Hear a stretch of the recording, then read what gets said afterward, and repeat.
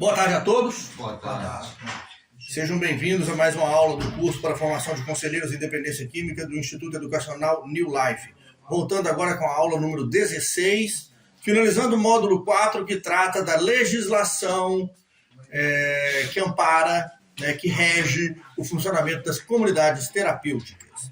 Muito bem, nós já vimos um bom número de instrumentos normativos, de decretos, de leis federais, de resoluções da Anvisa, e entendemos como foram e para que foram constituídos, por exemplo, o CISNAD, a SENAPRED, o CONAD, correto? E vamos prosseguir na nossa aula falando agora sobre um dos princípios basilares, ou seja, que estão na base do funcionamento das comunidades terapêuticas, mas vamos entender isso em profundidade, que é o caráter voluntário das comunidades terapêuticas. Um slide adiante, por favor.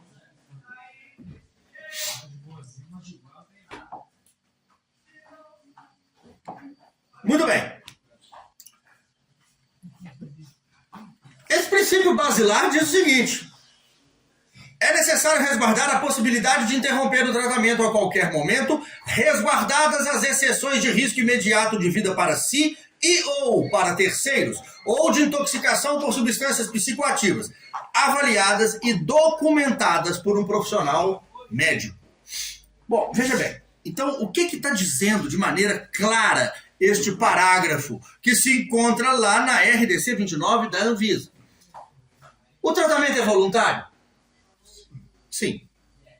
Se ele não é compulsório, nós vamos ver adiante que há como receber internações compulsórias dentro da comunidade terapêutica, resguardadas algumas condições, mas o tratamento em comunidade terapêutica ele é essencialmente voluntário.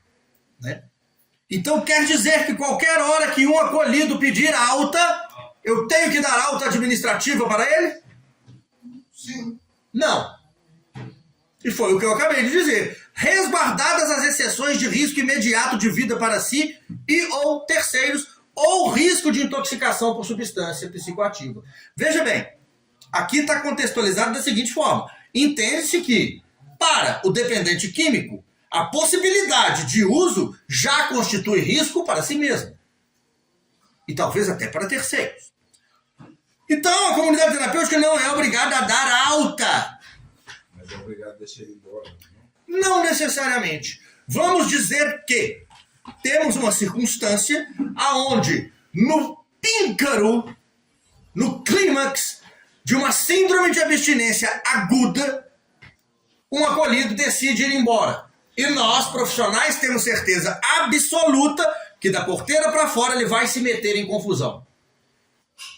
A nossa obrigação é contê-lo e encaminhá-lo ao sistema de saúde. Estão entendendo? Sim, mas... Nós vamos tratar esse episódio da síndrome de abstinência aguda e do desejo imediato de ir embora como uma espécie de surto, que o coloca em risco imediato. Mas como nós não podemos obrigá-lo a ficar aqui, nós temos a obrigação de encaminhá-lo para o sistema de saúde. Contenção mecânica. Medicamentosa, Toda contenção medicamentosa precisa ser autorizada por um médico psiquiatra. Entende? Tem casos de evolução do paciente não se enquadra, né? Não. O que nós estamos tratando aqui são as exceções. Então, assim, via de regra, pediu para ir embora, é concedida a alta administrativa. Por que ela é administrativa e não é terapêutica? Porque ele ainda não atingiu o objetivo terapêutico proposto por ele mesmo e pela equipe terapêutica, já que o plano de acolhimento singular ou individual é trabalhado em conjunto. Acolhido mais equipe transdisciplinar. Se ele não atingiu a meta terapêutica, ele não pode receber alta terapêutica. Sobra alta administrativa. Agora, nós podemos simplesmente, sabendo que ele está em risco, conceder uma alta administrativa e deixá-lo sair?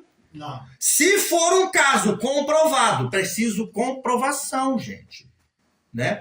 É preciso relatórios dos vários profissionais que presenciaram a situação, tudo tem que estar documentado. nós podemos fazer a contenção mecânica e encaminhá-lo a um serviço de saúde. Né? Lá ele será avaliado por um médico e, se for necessário, dali ele pode ser encaminhado para um hospital psiquiátrico.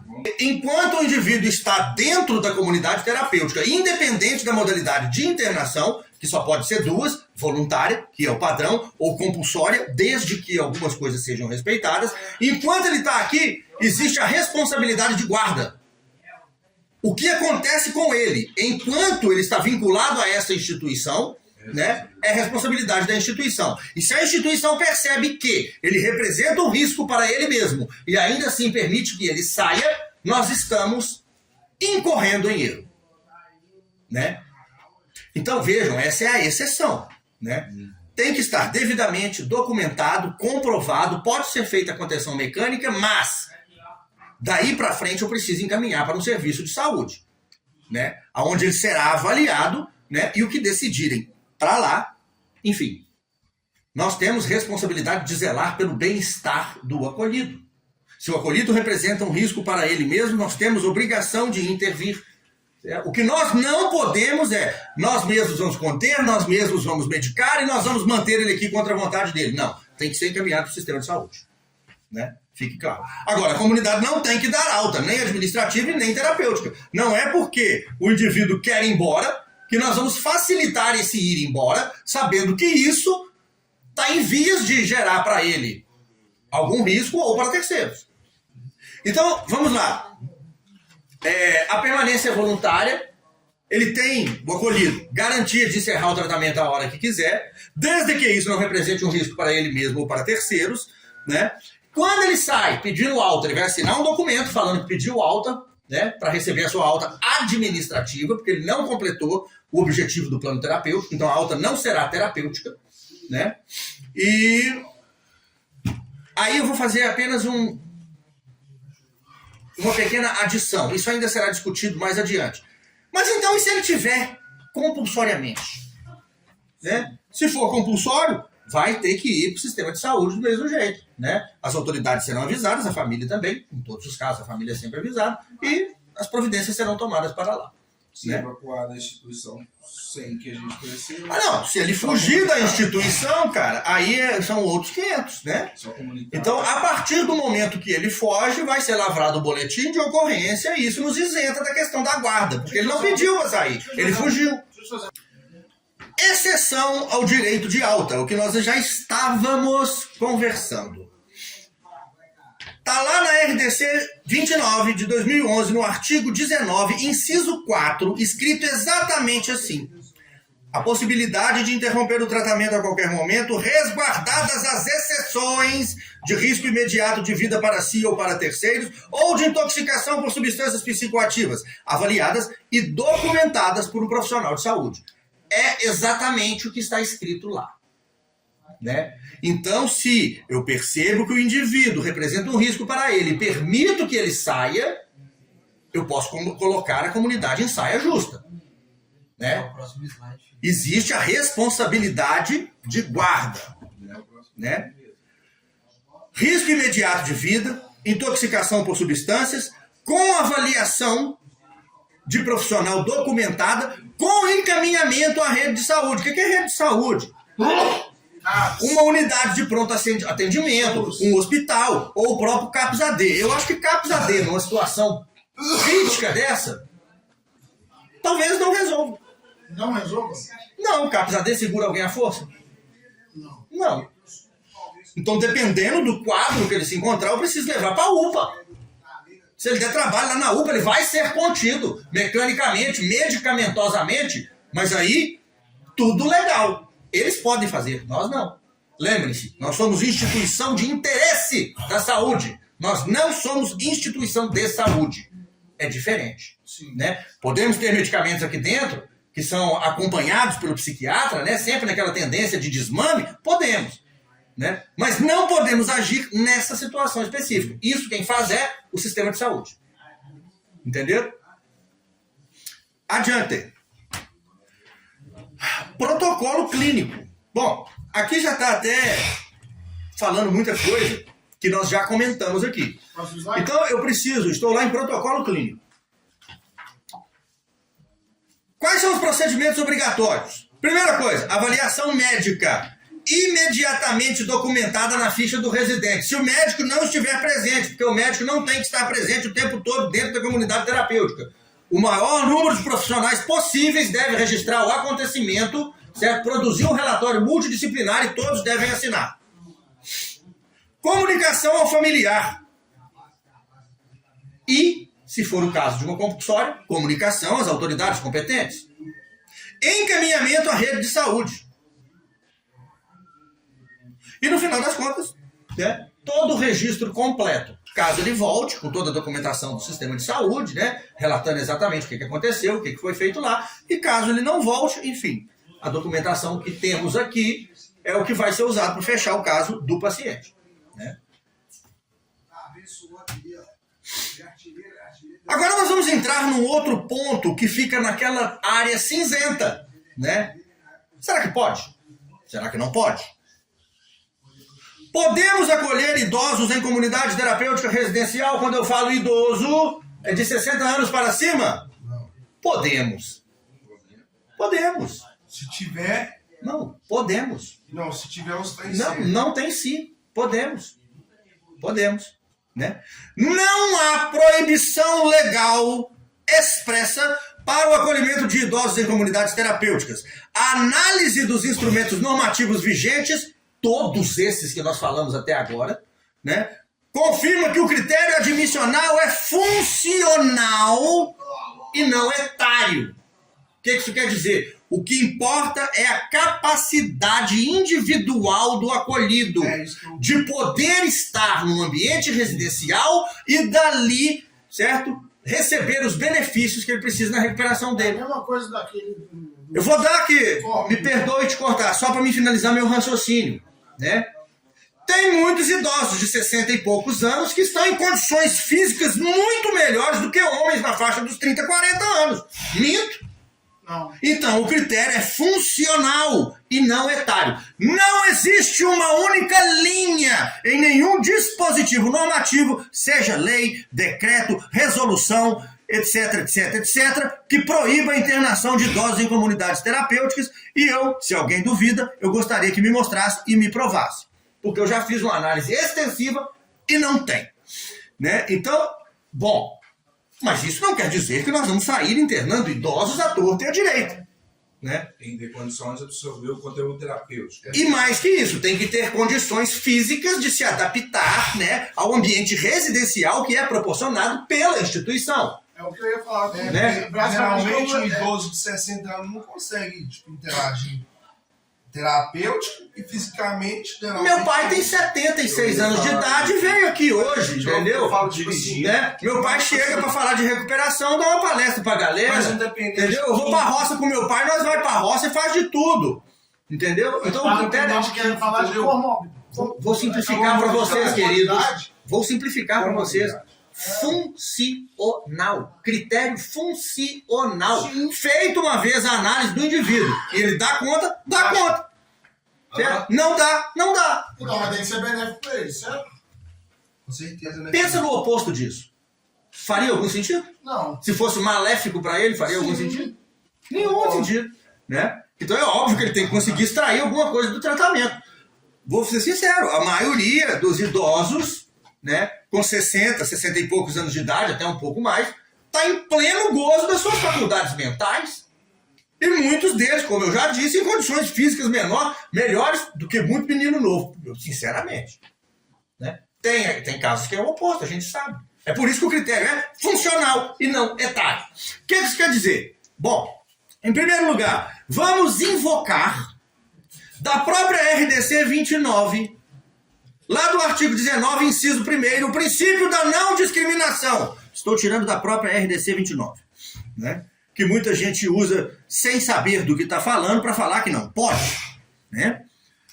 O dispositivo assegura respeito à pessoa e à família, independente de etnia, credo religioso, ideologia, nacionalidade, orientação sexual, antecedentes criminais, situação financeira, etc, etc, etc. Embora a norma não mencione idade como critério de exclusão ou restrição do acolhimento, fica implícito que quando você fala não exclusão, é para não excluir ninguém que pode se beneficiar.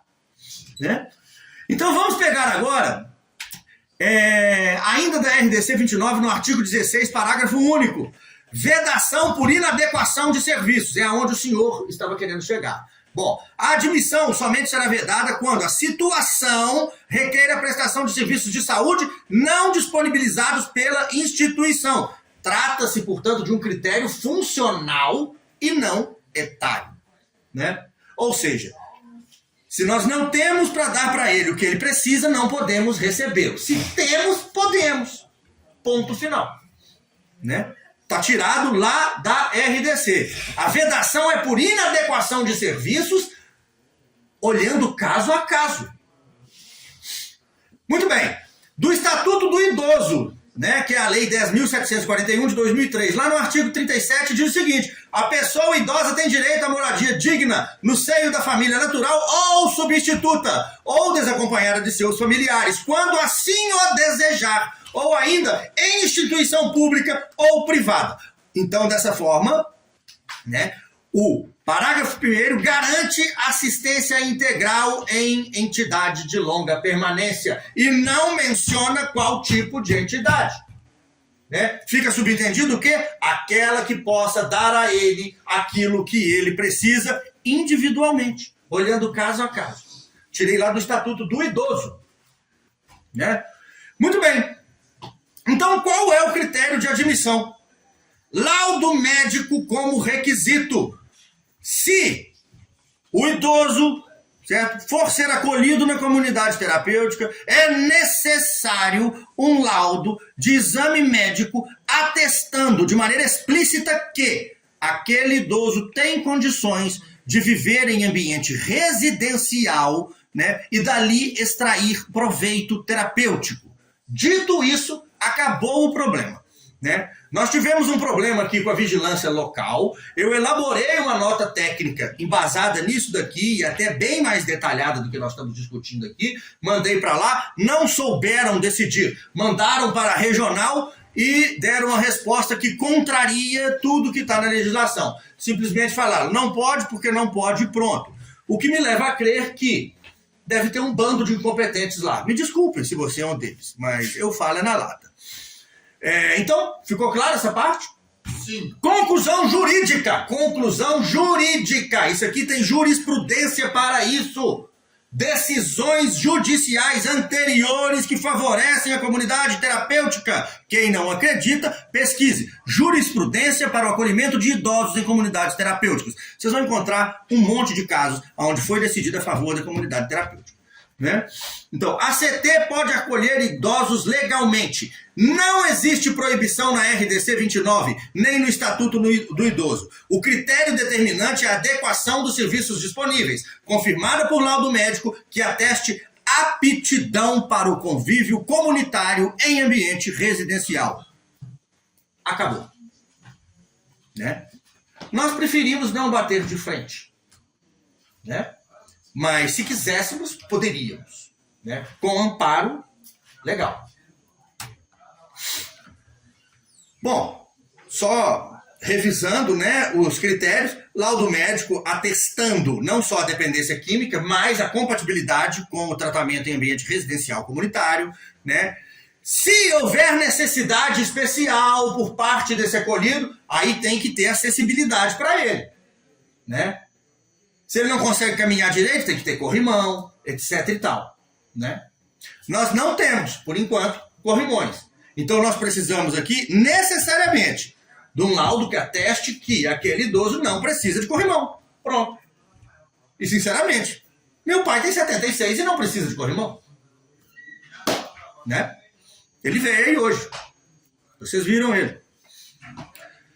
Padrões de habitação, alimentação e higienes adequados. Bom, a gente já tem isso aqui para todos. Né? Exato.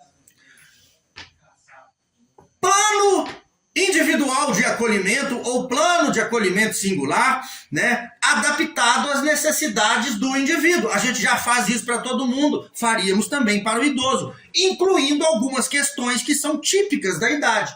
por exemplo, poderíamos incluir no plano de acolhimento singular ou plano de acolhimento individual do idoso, né, consultas regulares com um geriatra, que é um geriatra, a especialidade médica que trata de idosos.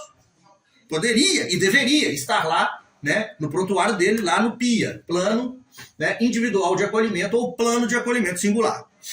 Equipe capacitada para cuidados geriátricos, né, e adaptação das instalações físicas, se necessário. Se não for necessário, não é necessário. Articulação com serviços de saúde especializados, acabei de falar, né?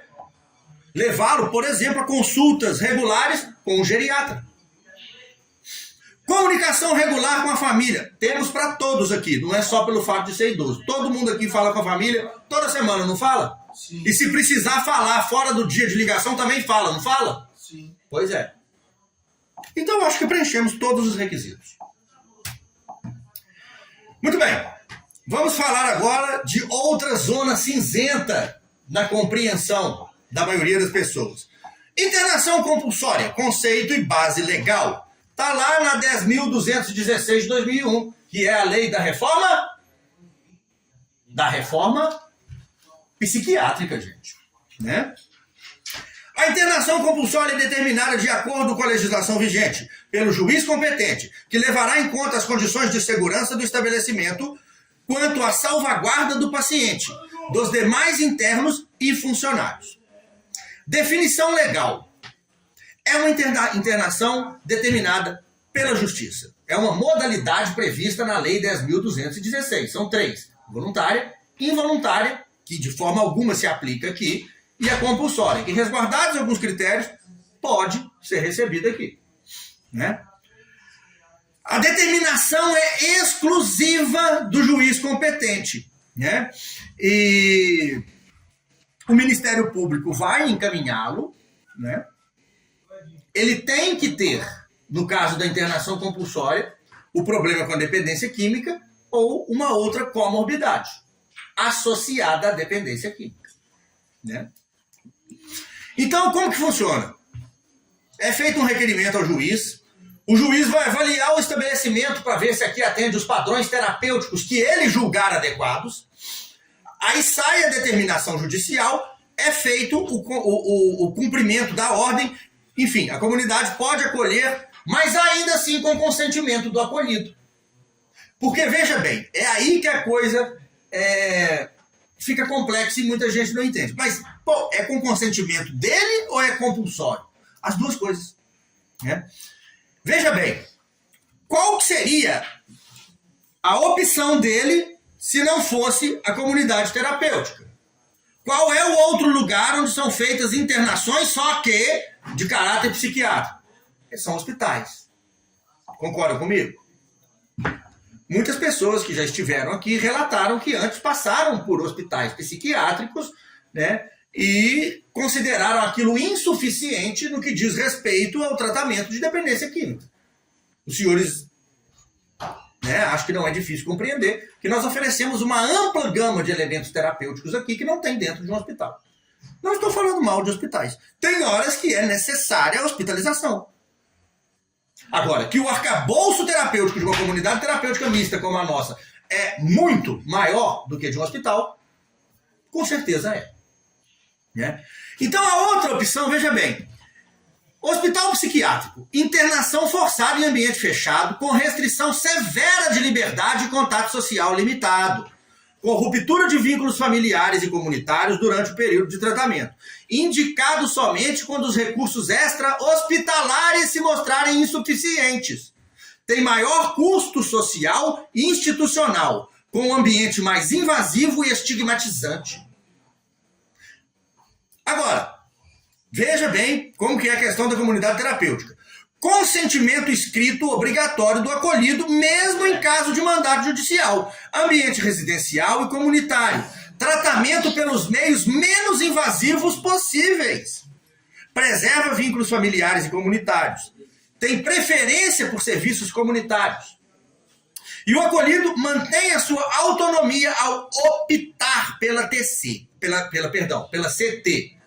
cumprindo a ordem judicial sem ter os seus direitos civis tolhidos. O que é tolhido? Né? Então,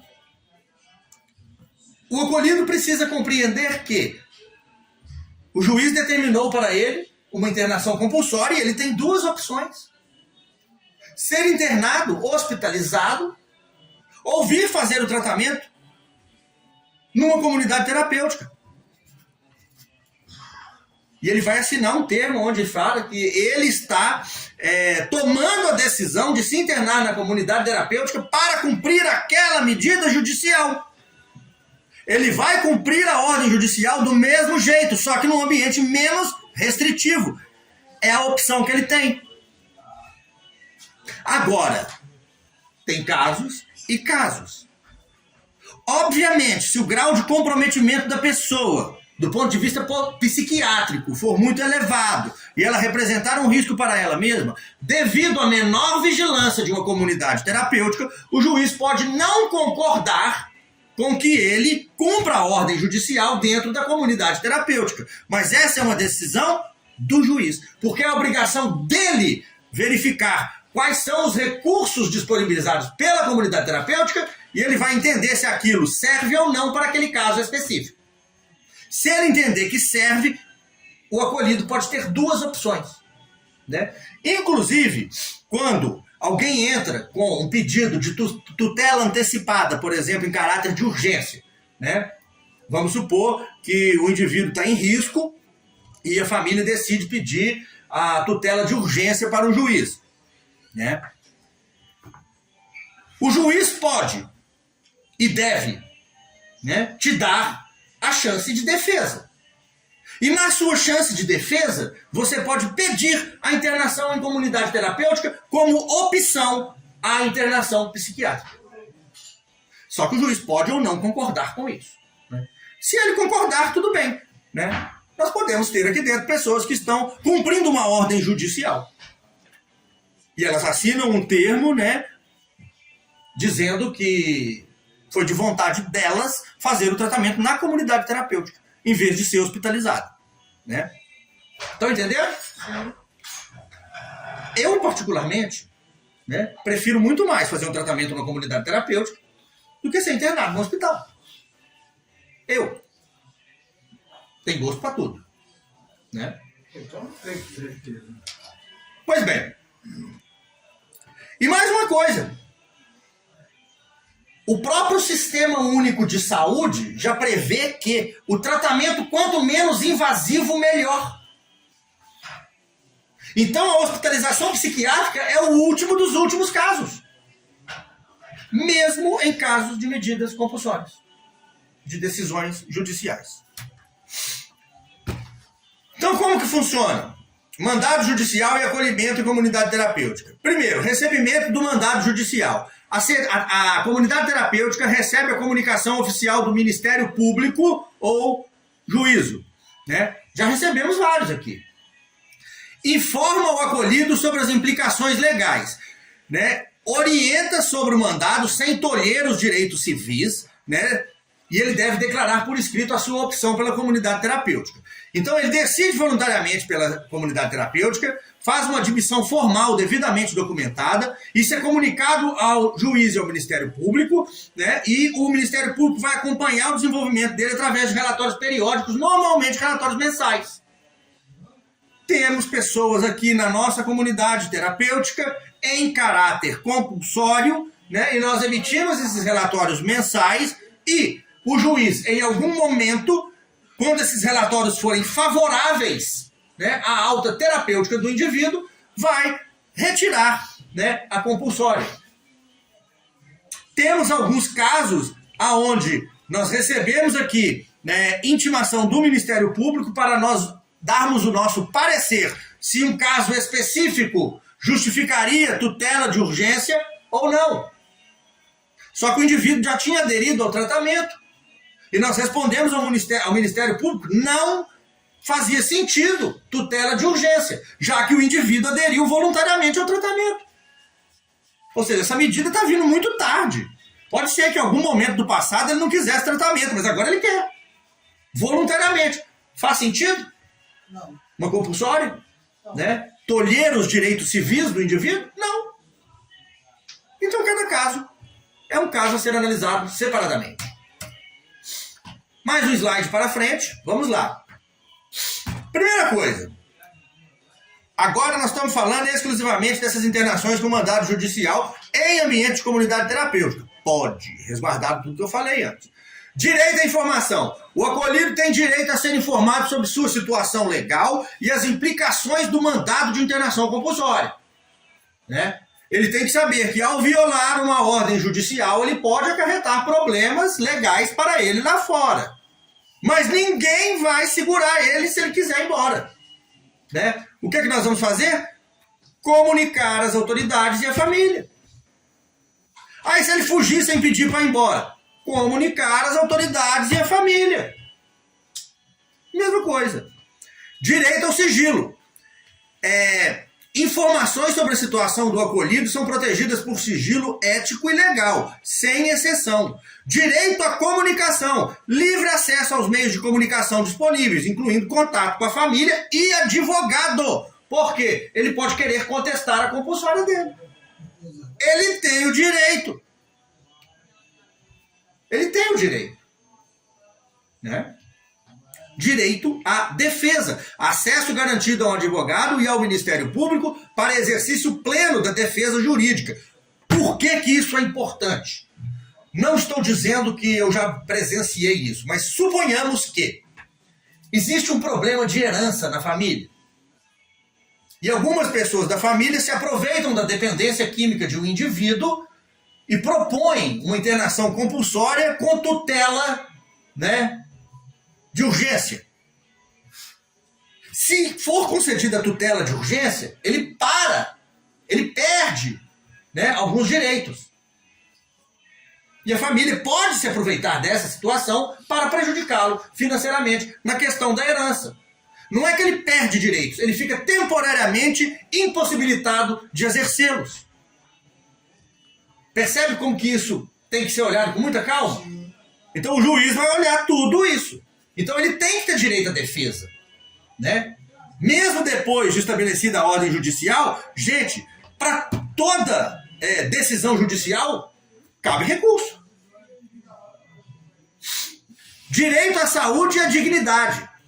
Acesso ao melhor tratamento disponível e tratamento humanizado com respeito à dignidade. Não estou dizendo que o hospital é um ambiente indigno, mas sejamos francos. Na sua opinião, qual o melhor tratamento, se você puder escolher? Humanizado, óbvio. Estar aqui num ambiente residencial, né, onde o convívio com o grupo é o principal elemento terapêutico, né, ou está hospitalizado? Super restrito. Aqui. Pois é. Então, quais são, veja bem, as proibições absolutas à comunidade terapêutica? É totalmente proibido restringir comunicação. O cara está compulsório, mas ele continua com direito à comunicação com o meio exterior. Né? Aplicação de castigos físicos ou psicológicos. Isso aí cabe em qualquer tipo de internação. Usar trancas em portas ou reter documentos. Né? Janela aqui fica como? Aberta. Infelizmente, se alguém quiser ir embora de noite, tiver essa péssima ideia, né, de pular a janela em vez de pedir para ir embora, né, ele vai fugir. O que nós vamos fazer no outro dia cedo? Se for voluntário, avisar a família. Se for compulsório, avisar as autoridades e a família. Né? Vai ser feito um relatório encaminhado para o Ministério Público e o que for decidido para lá. Se o juiz achar por bem retorná-lo de volta para a comunidade terapêutica, nós tivemos um caso aqui, não vamos citar nome, por favor. O indivíduo fugiu à noite, foi pego pela força policial não muito longe e foi reconduzido pela força policial. Porque havia um mandado judicial falando que ele deveria estar aqui. Aí ele foi e fugiu de novo. E dessa vez conseguiu chegar mais longe. O que o juiz entendeu? Aqui não é que era ruim para ele não, mas não tinha a vigilância que ele estava necessitando naquele momento. Mandou ele para um lugar mais restrito. Mas foi uma decisão do juiz. Estão entendendo? Sim. Posso reter documentos? Sim. O cara quer ir embora. Não, não pode. Não. Se você falar comigo, olha, desde que você não caia naquela exceção, né, de representar risco para si mesmo, eu propus um tratamento de 3 ou de 6 meses, seja o que for, mas eu mudei de ideia, eu quero ir embora agora. Bom, tem certeza? Eu vou tentar te dissuadir dessa ideia, mas se eu não conseguir, você tem todo o direito de ir embora. Desde que você não represente naquele momento um risco para você mesmo. Aí eu pegar o seu documento, que não fica retido, fica guardado no prontuário, né, ou na caixinha de documentos, entregar ele na sua mão para que você saia daqui com o seu documento. Comunidade, então, não pode fazer algo que eu já vi muitos fazerem. Você quer ir embora, você vai, mas seu documento você não leva. Jamais. Não existe isso. Né? Você leva tudo que é seu. Veio com você, volta com você. Né? Desde que, volto a dizer, que você não caia na exceção de representar um risco imediato para você ou para terceiros, e tudo documentado.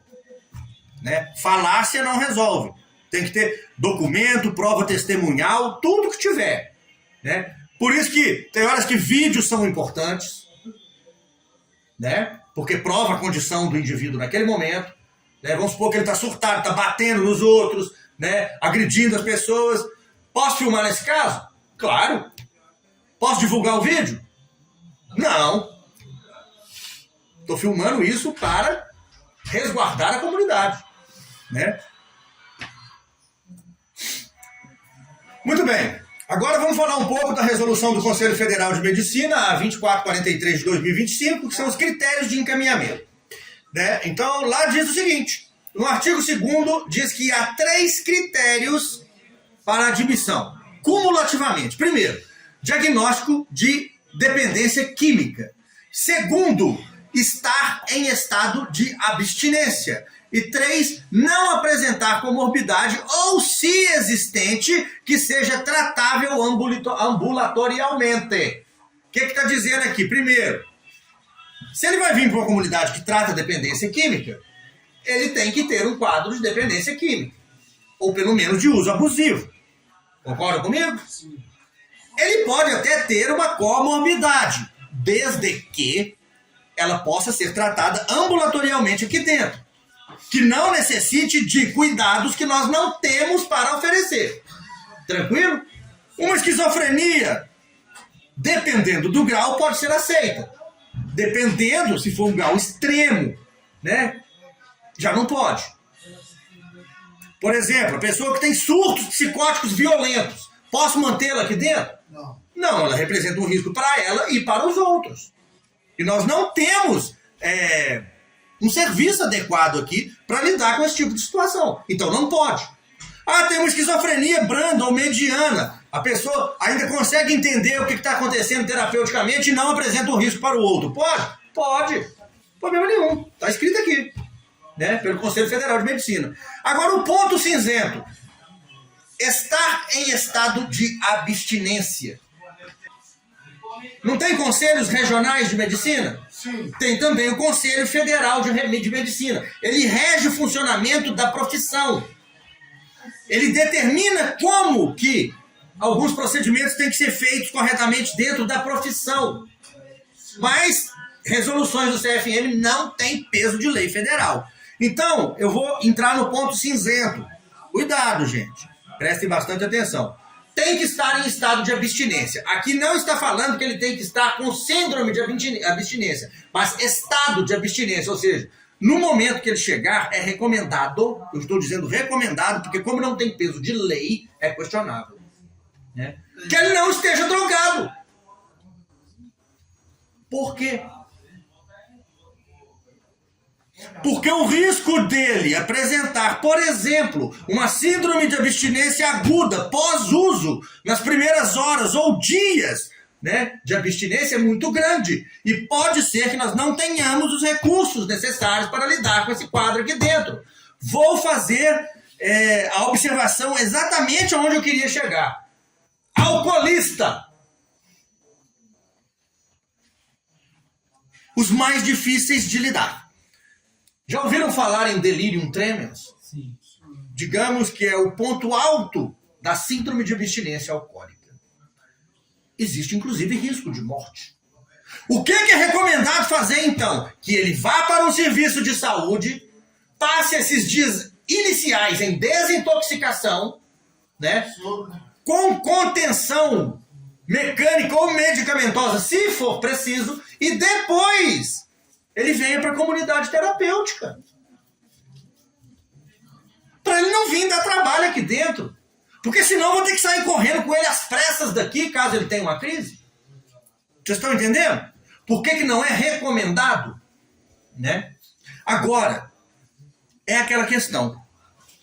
O indivíduo está vindo voluntariamente, ele está drogado, mas ele está vindo. O que eu vou fazer?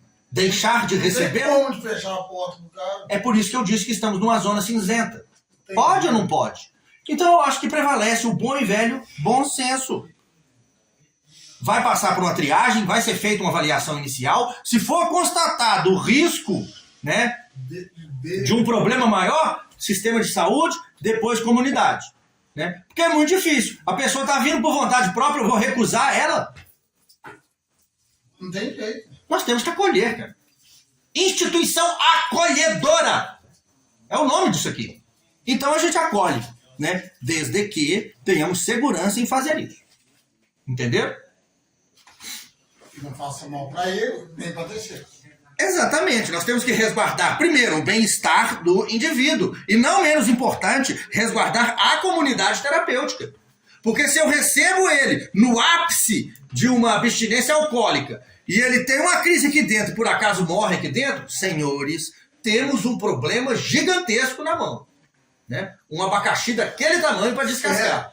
Né? Mesmo sabendo que o problema não é nosso. Mas quem disse que o problema não é nosso? Você viu o estado que ele estava e decidiu recebê-lo. Tentando salvar a vida. Então, para tudo aquilo que a gente faz, existe um risco inerente. Né? Então, assim, quer evitar problema? Sistema de saúde, depois acolhimento. Né? Quer pagar para ver? Acolhe e torce para não dar problema. Porque se der, será responsabilizado por causa de algo que eu já falei. Responsabilidade de guarda. Entrou do portão para dentro, a responsabilidade é da comunidade. Certo? Eu vou contar um caso de algo que aconteceu dentro de uma comunidade, e não foi culpa da comunidade diretamente, e talvez nem indiretamente, mas o indivíduo já tinha feito o tratamento lá, saiu, usou droga, a família fez com que ele voltasse por livre e espontânea pressão. Ele chegou voluntariamente, mas assim, por causa da pressão da família. E em vez de pedir para ir embora, ele tentou pular o muro. Né? E ele estava tomando as medicações que ele tinha que tomar, por causa das prescrições médicas que ele trouxe, inclusive, de fora. Esse cara escorregou, caiu, bateu a cabeça e morreu. Lá dentro da comunidade, eu estava de folga. Cara, isso foi um problema. Né? Tivemos que, né, assim, vou resumir o assunto. Né? Quase que fecha a comunidade. Quase que fecha a comunidade. Né? Porque, olha só, não foi detectado pela equipe que naquele momento ele representava um risco para ele mesmo. Aí é um grande problema, porque assim, teve participação da família, que fez pressão para ele vir, né? Ou você vai internar, ou você vai ser posto para fora de casa. Então, assim, cara, é muito difícil julgar quem são os culpados. Eu acho que nesse caso não há culpados. É tentar identificar as responsabilidades individuais. Mas não houve um culpado. Foi uma lástima. Mas que quase fechou a comunidade. Quase fechou. Mas não fechou no final. Né? No final ficou provado que realmente o que aconteceu foi... Ele escolheu subir, ele escolheu pular e ele caiu. Ele só não escolheu cair, mas o resto todo ele escolheu. Né? Ele poderia ter pedido para ir embora, cara. A comunidade era voluntária, cara. Agora você percebe como uma pessoa que está no momento, né, psicologicamente abalada, ela representa um risco para ela mesma? Entendeu? Né? Tava lá dentro. Responsabilidade de guarda. Bom, mas enfim, graças a Deus, não fechou a comunidade, né? A própria família entendeu, devido a todo o histórico dele, assim, que foram as atitudes dele que culminaram no que aconteceu. Né? Saiu até no jornal isso. Muito bem. E agora nós vamos falar de articulação da rede de atenção psicossocial e as comunidades terapêuticas. Qual que é a posição das comunidades terapêuticas nessa rede de atenção psicossocial? As comunidades são reconhecidas como um ponto de atenção residencial de caráter transitório. Ou seja, aqui não é permanente, gente, é transitório. Alguns vão vir para ficar 3 meses, outros 6 meses, não importa. Isso daí, né, é o seu plano terapêutico que você está propondo para si mesmo em comum acordo com a equipe. Mas aqui é de caráter transitório. Aqui não é casa de repouso que você vem para ficar indefinidamente, né? Componentes da rede de atenção psicossocial. Atenção básica, como, por exemplo, CAPs, residências terapêuticas, unidades de acolhimento, leitos em hospitais gerais, hospitais psiquiátricos, etc. Né? Tem que haver essa articulação. Veja bem, o artigo 8º diz o seguinte, lá da portaria do Ministério da Saúde, número 3088 de 2011, diz o seguinte, artigo 8, encaminhamento à rede de saúde em caso de intercorrências graves. Ou seja, o que eu não puder lidar aqui dentro, o que eu tenho que fazer? Sistema de saúde. Artigo 22. Indicação de serviços disponíveis ao acolhido. O acolhido tem que saber que, se ele precisar, aqui do lado nós temos uma unidade básica de saúde. Um pouquinho mais distante, ali a 9,5 km, nós temos uma unidade de pronto atendimento, uma UPA. Né? E ele tem que saber que também, se não for suficiente a UPA, tem um hospital ainda maior. Né? Ele tem que saber que isso está à disposição dele e que, se ele precisar, nós vamos levar. E, por fim, algumas portarias mais recentes que promovem o reforço, né, da articulação entre a comunidade terapêutica e a rede de articulação de atenção psicossocial. Agora eu vou falar uma coisa que é controversa, outra zona cinzenta. Essa daí talvez seja quase negra. CAPS, AD e Sersan têm preconceito contra a comunidade terapêutica porque não entende o que isso aqui é. Né? Isso aqui é de caráter transitório. Né? Ninguém tem prazer em manter a pessoa internada a longo prazo sem necessidade. E é só quando os recursos extra-internação já foram explorados e se mostraram insuficientes. Política de redução de danos funciona? Para algumas pessoas funciona. Eu já vi funcionar. Política de redução de danos é o que se faz em CAPS, AD, Sersan, né? Não prega a abstinência total e imediata. Né? Muita gente acaba entrando numa abstinência duradoura através de uma política de redução de danos. Vai reduzindo dano, aquilo evita um problema maior e acaba conscientizando e fica sóbrio. Uma minoria. Né? Existem casos onde a gente pode pensar assim, entre o indivíduo se degradar até a morte e minimizar o dano para que ele sobreviva, é melhor, concordo, também concordo. Só que existem casos onde o indivíduo se aproveita do serviço para continuar usando e se degradando cada vez mais. Eu sou prova viva disso. Eu não estou dizendo que não foi útil para mim, foi. Né? Durante um certo período foi. CAPS, AD, Sersan. No final das contas, quando eu percebi que não mais servia para mim, eu ia para lá para descansar e encher a cara de diazepam. E de noite eu ainda pegava o vale transporte que eu recebia e no caminho eu já bebia 2 pingas e depois ia para a favela. Então aquilo estava favorecendo, certo, a minha permanência no uso. É por isso que tem certas circunstâncias que uma intervenção que promova um certo afastamento da sociedade pode ser útil. Respeitando todo o arcabouço legal que nós já estudamos. Né? Tudo que eu faço é dentro da lei. Né? Eu só estou expondo o meu ponto de vista. Normas estaduais. Bom, nós temos o Conselho Estadual de Políticas sobre Drogas, nós temos a Vigilância Sanitária Estadual, nós temos a Secretaria de Estado de Desenvolvimento Social e temos todo um esquema de hierarquias normativas, certo? De forma que, veja bem, nenhuma norma inferior pode contrariar uma norma ou lei superior. Nenhuma lei municipal pode contrariar uma lei estadual, nem uma lei federal. Né? A vigilância sanitária municipal não pode contrariar o que está lá na RDC 29, que é federal. Né? Então, se por algum motivo, talvez desconhecimento, falta de preparo, a sua comunidade terapêutica for encantoada, digamos assim, pela autoridade municipal, que está em claro desacordo com uma norma, por exemplo, federal, cabe recurso. E vai ganhar. Né? Vai ganhar. Isso vale para pessoas e vale para instituições. Ninguém é obrigado a fazer ou deixar de fazer algo a não ser pelo peso da lei, pela letra da lei. Se não é proibido, claramente, então pode, desde que resguardados todos os cuidados que a gente sempre toma. Né? Então, assim, ninguém é obrigado a fazer ou deixar de fazer absolutamente nada a não ser pelo peso e pela letra da lei. Vale para pessoas e vale para instituições também. Então, se está na lei, é uma coisa. Se não está, não adianta querer inventar norma, né? Porque o que vale são as normas de instâncias superiores. Infrações sanitárias e responsabilidades. Próximo slide. Bom, mas tudo bem. Depois que a gente aprendeu tudo isso, né, o que vocês acham que acontece quando há um descumprimento, né, da legislação sanitária? Deve tomar.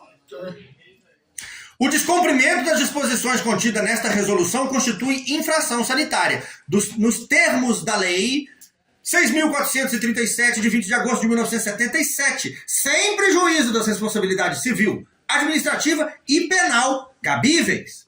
Ou seja, dependendo da situação, o problema não é só sanitário. Ele vai ser na esfera civil, administrativa e penal. Entendeu? Várias áreas.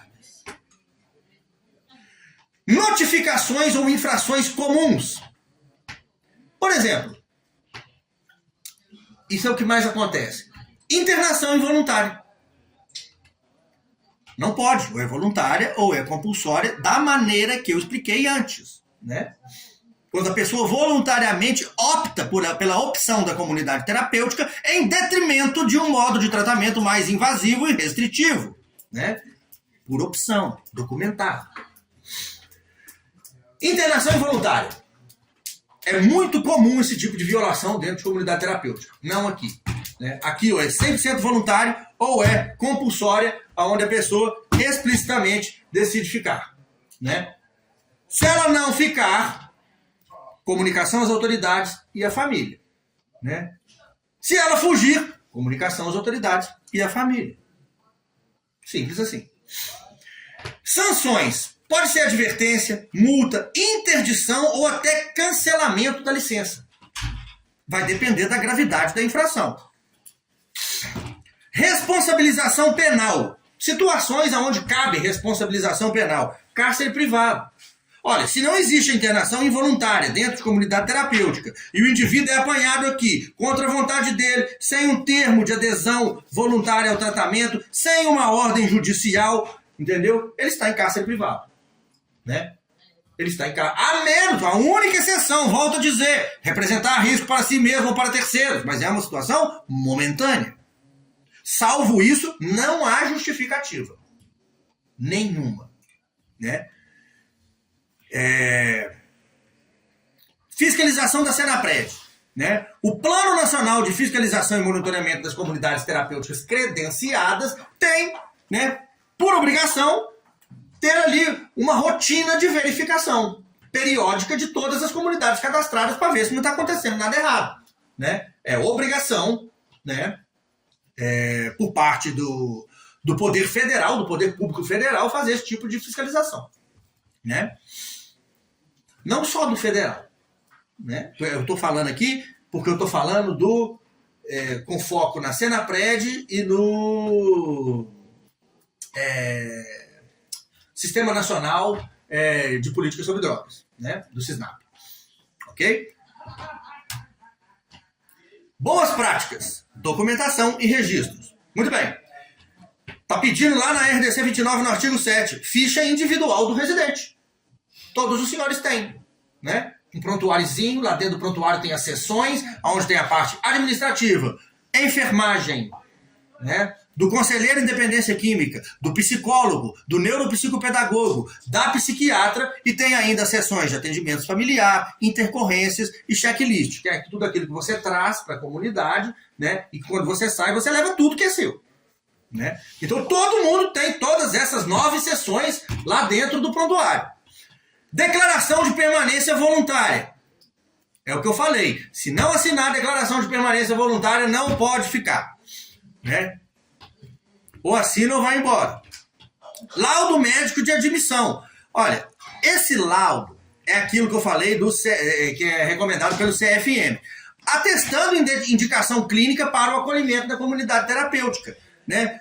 Nós podemos até já levar aqui, ó, expandir aqui esse laudo médico, lembrando, no caso do idoso, tem que ser mais específico. No caso da pessoa com comorbidade, tem que ser mais específico. Né? No final tem que recomendar, e não apenas recomendar, mas atestar que o indivíduo tem capacidade de se beneficiar do tratamento residencial em comunidade terapêutica, né? E que a comunidade também tem que ter todos os recursos, né, suficientes para prestar aquele serviço. Ok? Plano individual de acolhimento, já falamos extensivamente aqui, né, cara? Os prontuários dos senhores não são iguais, né? Tem algumas sessões que são muito parecidas, chega a um certo ponto, cada um toma um certo rumo, porque as pessoas têm objetivos diferentes dentro do tratamento, né? E nós estamos aqui para amparar e ajudar a pessoa a atingir seus objetivos. Registro de medicamentos, controle de medicação administrada, acompanhada da prescrição médica, registro datado e assinado. Tem um livro lá na enfermaria, né, que toda prescrição que entra, né, a nossa enfermeira anota. Vocês já viram que as caixinhas de medicação aqui, né, fica a receita por baixo e por cima fica um quadrinho com o horário e qual a medicação que ela vai tomar? Sim. Tudo super organizadinho, super documentado. Né? Comunicações à família. Todos os contatos e comunicações à família devem ser registrados com data, conteúdo e responsável, pois protegem a comunidade terapêutica em eventuais questionamentos jurídicos. Tem algumas comunidades que eu já vi gravar a ligação. A gente não faz isso, a gente acompanha, né, assim, entre aspas, ninguém fica dando pitaco na sua ligação, mas vocês já perceberam que a ligação ela é feita com pelo menos um coordenador próximo de você? Sim. Né? Isso é violação da sua privacidade? Não. Não, isso é para resguardar a comunidade. Para a gente saber o que está sendo dito ali e se aquilo ali realmente condiz com a realidade dos fatos. E se não condizer, nós temos que ter prova documental, testemunhal, né, de que aquilo não é verdade.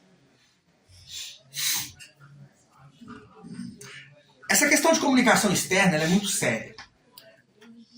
Por que eu não me sinto à vontade de, por exemplo, deixar um acolhido, principalmente um recém-chegado, pegar o telefone e se afastar para fazer uma ligação distante?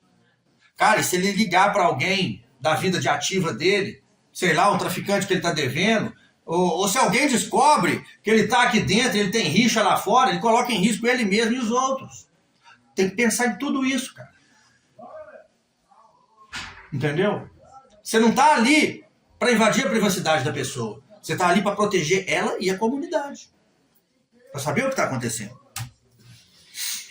Síntese jurídica. Bom, voluntariedade com exceção clínica. Ou seja, o tratamento é voluntário, resguardadas as exceções que nós já falamos. O acolhimento de idosos não tem proibição legal expressa. O que precisa é um laudo médico, né, atestando que o indivíduo tem capacidade de beneficiar-se de um tratamento residencial. Internação compulsória na comunidade. Pode, desde que, né, ele seja acolhido com mandado judicial, né, a gente informe para ele quais são as implicações do não cumprimento e que ele tenha a oportunidade de escolher entre um tratamento menos invasivo ou mais invasivo. Feito isso, tá tudo certo. Né? E aí tem um quadro normativo completo, que tem um monte de instrumentos normativos, tem leis federais, decretos, normas da Anvisa, resoluções do CONAD, portarias da Senapred, portarias do Ministério da Saúde e da Rede de Atenção Psicossocial. Tudo isso estará no resumo dos senhores. E tem algumas jurisprudências que estão no último slide aí, né? Então, assim, tratamento em comunidade é preferível à hospitalização compulsória, tem na jurisprudência, né, várias decisões favoráveis a isso. Obrigação de assistência integral em ambiente residencial adequado. Ou seja, se eu acolhi, eu tenho que dar conta. Eu tenho que ter tudo que ele precisa para o tratamento. Saúde como direito de todos e proteção ao idoso, né? Também tem jurisprudência que foi tomada em cima disso. Direito à assistência integral em instituição privada do idoso. Está lá também, tem jurisprudência a favor disso. Legitimidade do Ministério Público para requerer internação em risco de vida.